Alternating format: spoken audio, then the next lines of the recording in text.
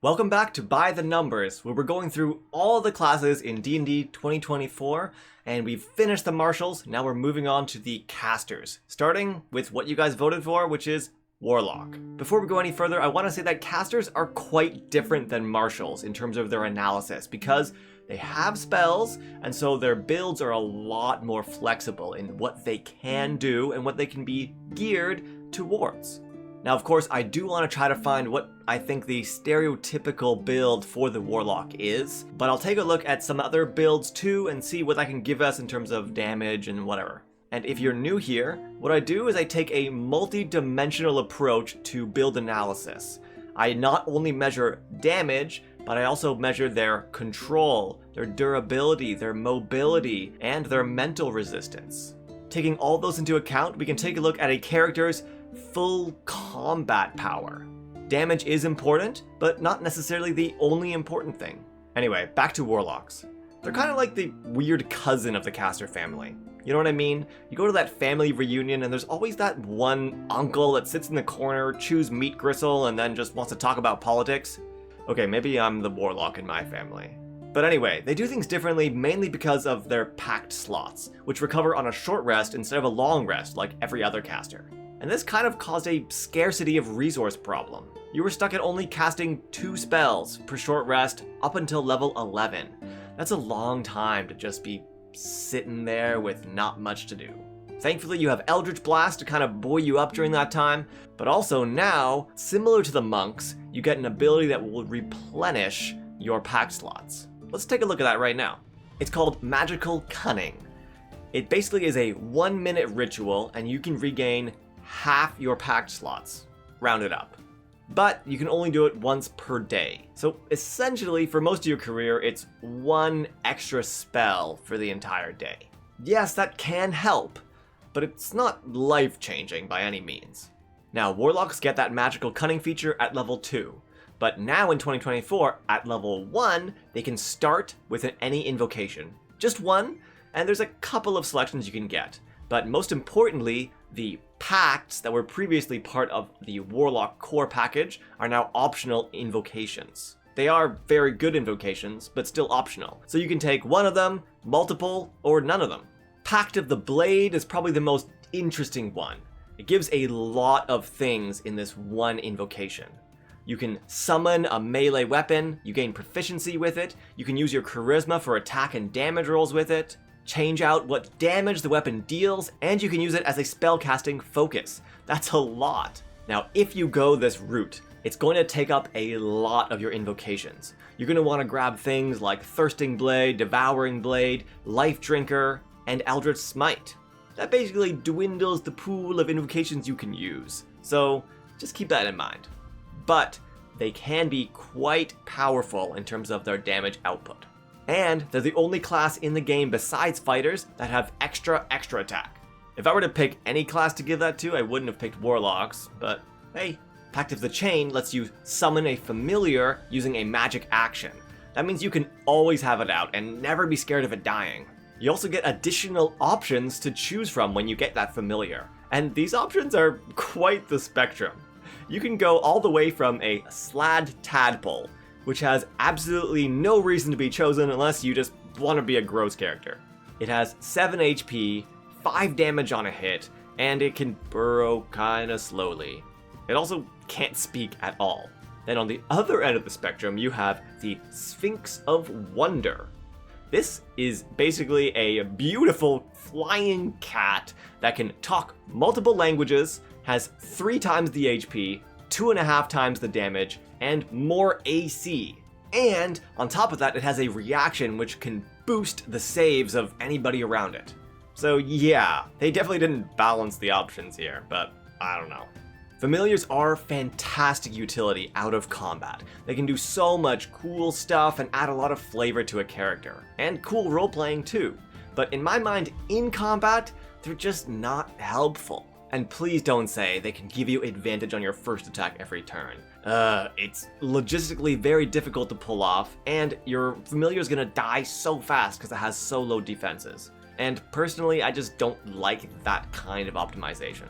Anyway, back to the point.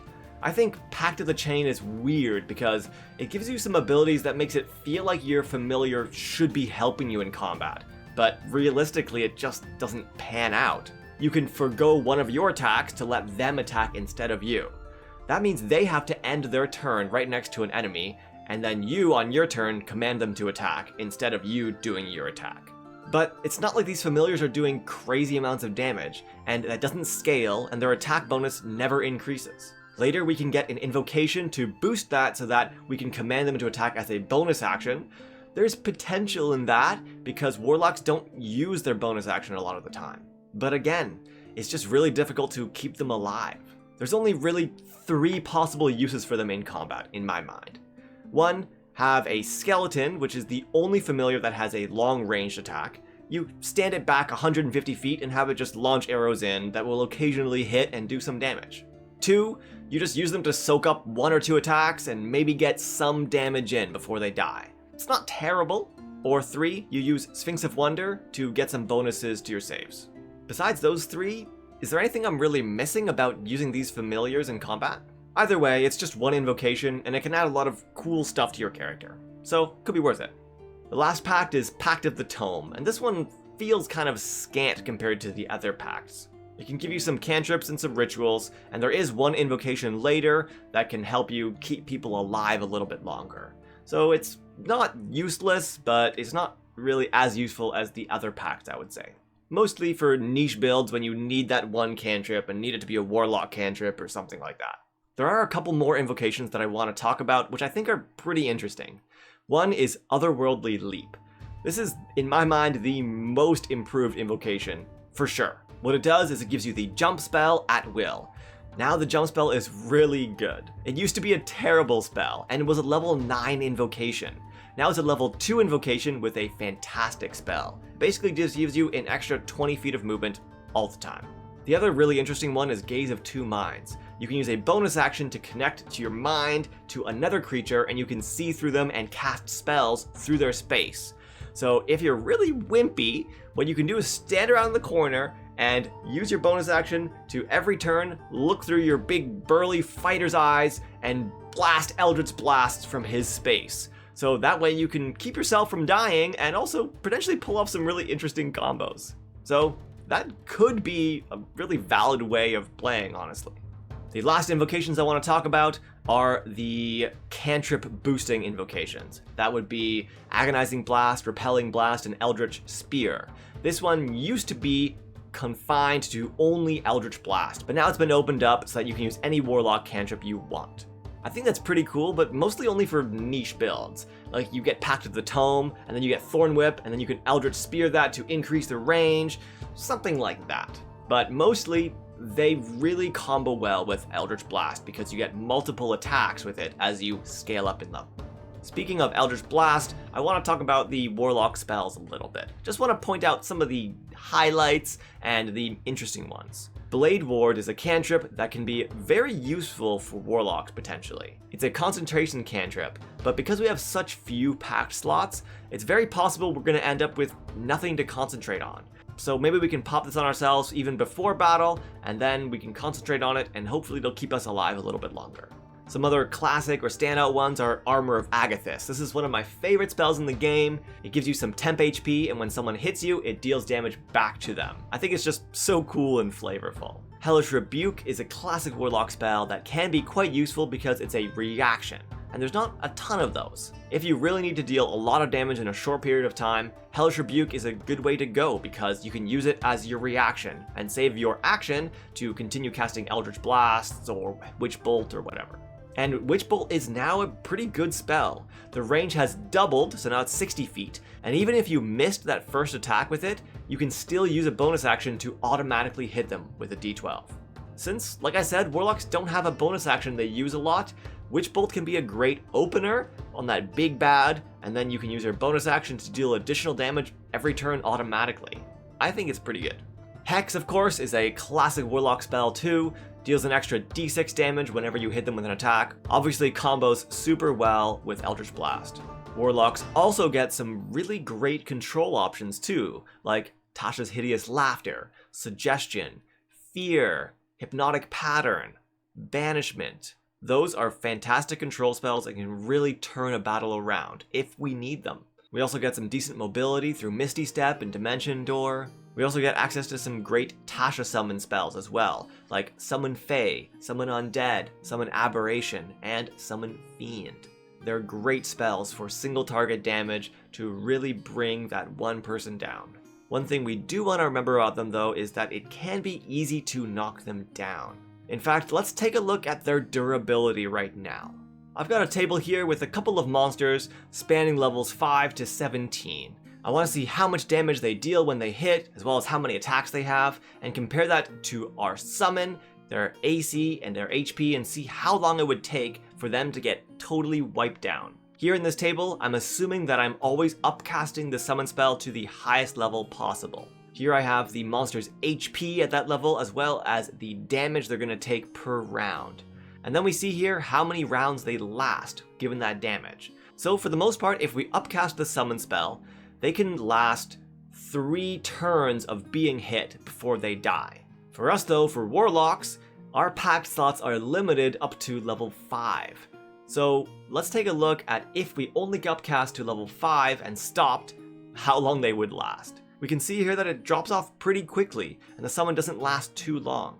So for me, when I use summons now, I'm going to assume that they will last 3 rounds before dying. And if they can't last that long, then I'm not going to use them in the combat. However, if you are optimizing, there are great ways to keep a summon alive. For example, Summon Fae, they can bonus action teleport, so you can come in, attack them, and teleport out, and you can summon a darkness around them too, so that way they won't be able to be hit unless they can see through darkness. Or you can just summon something that has a long range. Send them back 150 feet and just have them shooting arrows into the fight, and they pretty much will never get hit. So I think from an optimization standpoint, it's still possible, but I don't believe most people are going to play that way. Alright, back to some of these spells. The last one in the Pact slots I want to talk about is Synaptic Static. This is a pretty good spell in my opinion. It does fireball type damage, but it has a pretty good debuff as well, and it targets int. Now if we move up beyond 5th level spells, we move into the Warlock's Mystic Arcanum. Now Warlocks can get level 6, 7, 8, 9 spells, but they only get 1 per day each. And they cannot be an upcast version of a previous spell. It's gotta be just that level 6 spell or just that level 7 spell. And that can be pretty detrimental to Warlocks, because it loses a lot of the flexibility. And Warlocks don't have a fantastic spell list to choose from anyway. Okay, some standout ones to me. Summon Fiend. This is the only Tasha summon we get that we can cast above level 5. That means this one can have 3 attacks per turn. It does fantastic damage, and it can be a pretty solid one to use for the levels that it won't die immediately. Force Cage. Now this had a massive nerf.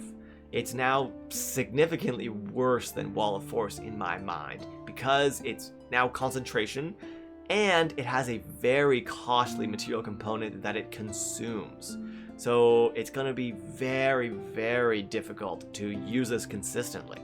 Previously this would have been Warlock's go-to option, but now I just don't see it working out great. Befuddlement. This is Feeble Mind, or what it used to be, except now it does a lot more damage, and instead of reducing their mental scores, it just prevents them from using the magic action. It is an int save, so if you're targeting a wizard, it's unlikely that you're going to land this, but there are a lot of non-int based casters out there, especially monsters. However, if you just want to deal damage, it can be a really good option, because most big brutes have really high con saves but really low int saves, so this can be a good way to just blast them with a ton of damage. The last one I want to say is Foresight. This is a level 9 spell, and for the entire day, you now have advantage on all your attack rolls, disadvantage on enemy incoming attacks, and you have advantage on all your saves as well. It can be a really good option for us as a Warlock. Okay, so those are the kind of key spells as I see it. And then at level 19, we have our epic boon. The one they suggest for us here is Boon of Fate. This lets you augment any d20 test, whether it's from yourself, an ally, or an enemy.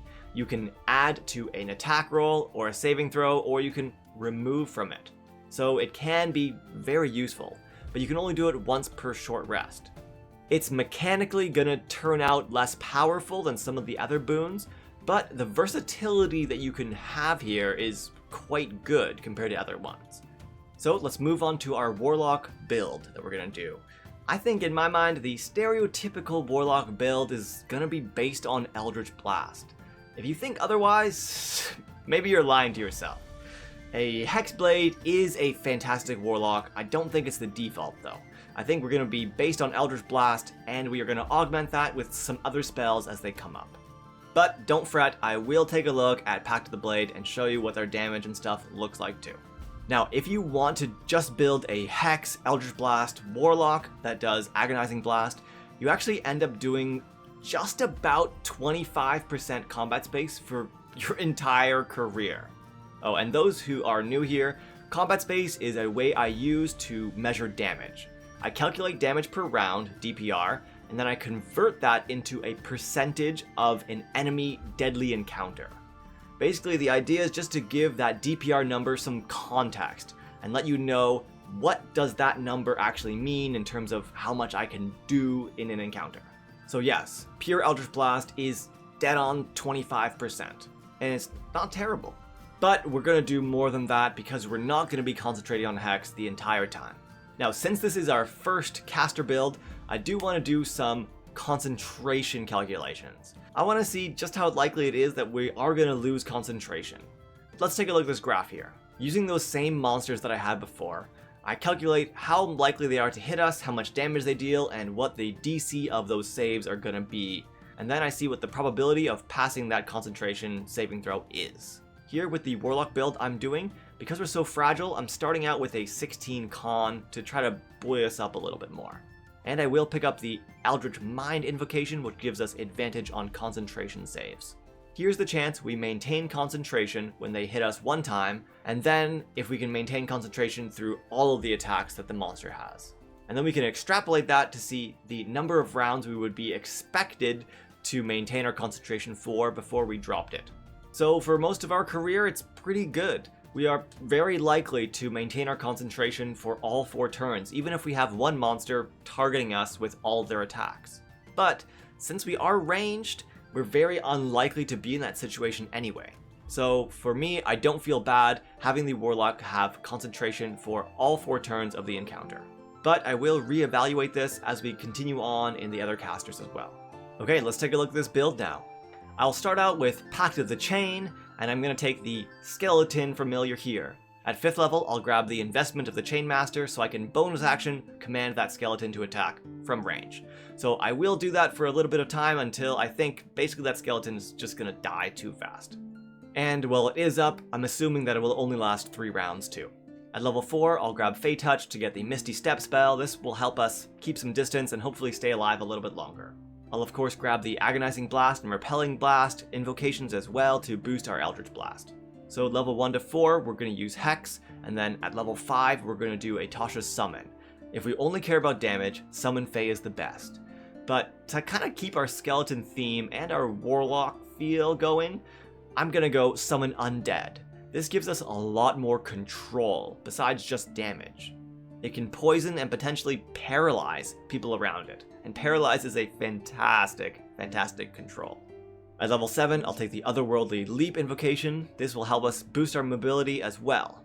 Then I'll boost our charisma and I'll take Fiendish Vigor, and we're going to continue casting Summon Undead, and now the Undead will scale and have more attacks once it hits level 4. We'll use our Mystic Arcanum to do Summon Fiend. Now we can see our damage jumps quite a lot here. Before, we were doing around 30% combat space, which is decent. Now, with Summon Fiend, we jump up to 54%. We got that Mystic Arcanum for a level 6 slot, and we got another Pact slot as well, so now we have 3. Now, because it's a short rest, I'm going to assume we only have 2 of those. Before, I was only assuming 1 per combat. But with those 2 Pact slots, I'm going to assume we're using Synaptic Static, and hitting 2 enemies with it every time we cast it.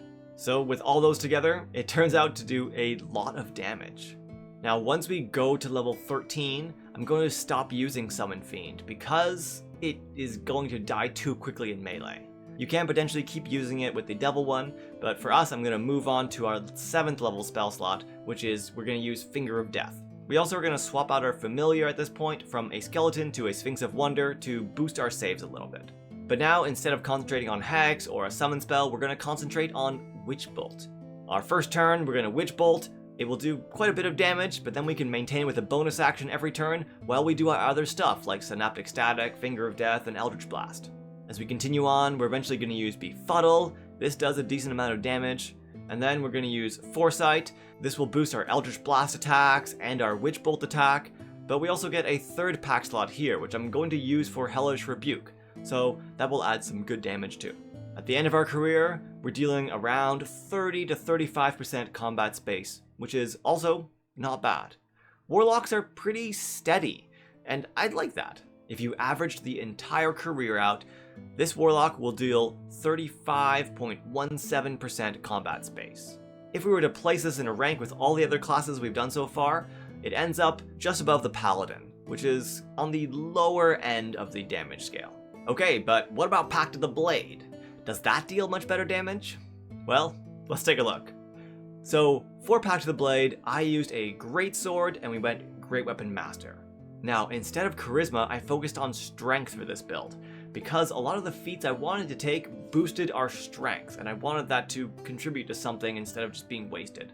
So we'll get the Great Weapon Master feat, and we'll do Weapon Master to get the Graze Mastery for our Greatsword as well. For our spells, I'll use Hex, some summon spells, but other than that, they're all going to be used for Eldritch Smite.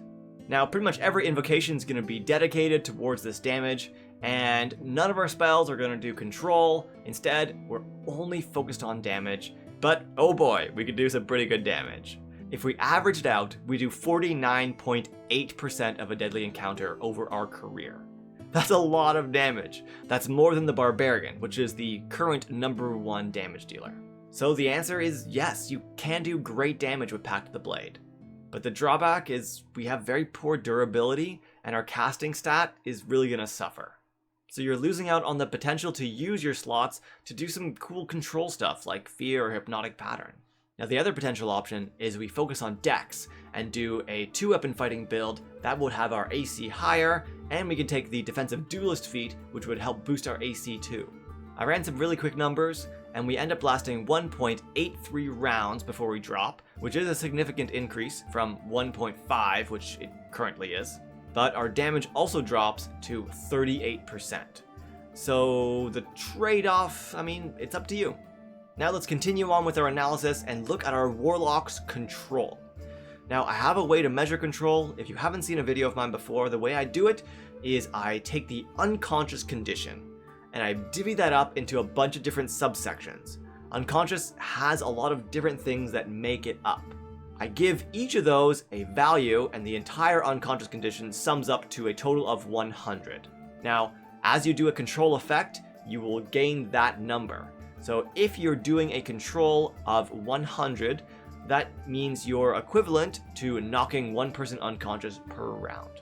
Now for our Warlock, we get some control through a couple of different ways. We have Repelling Blast to push our enemies back.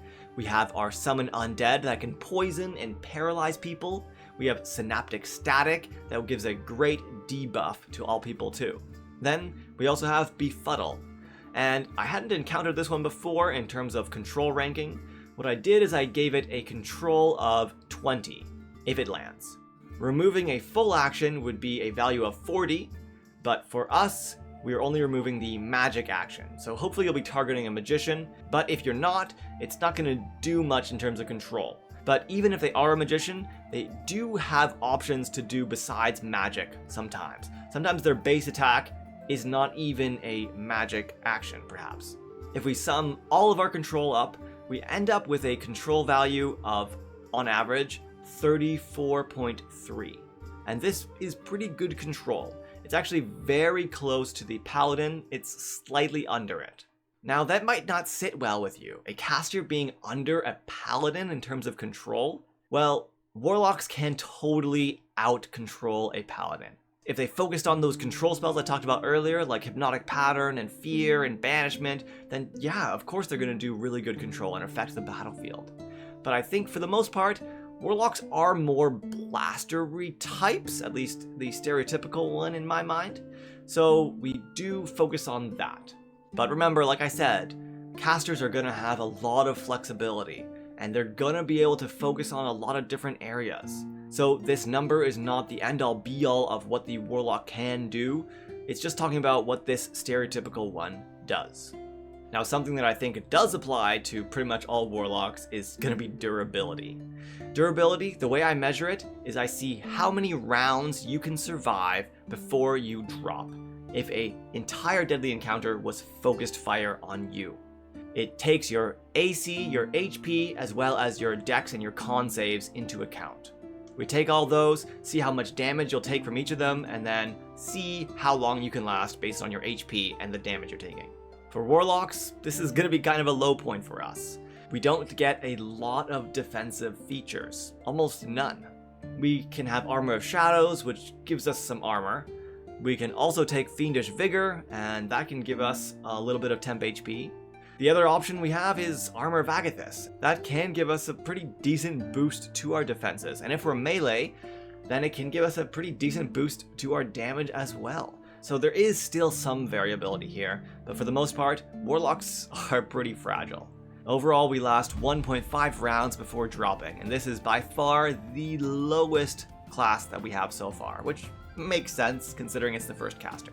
The next one I want to talk about is Mental Resistance. This is basically how easily you can shrug off effects.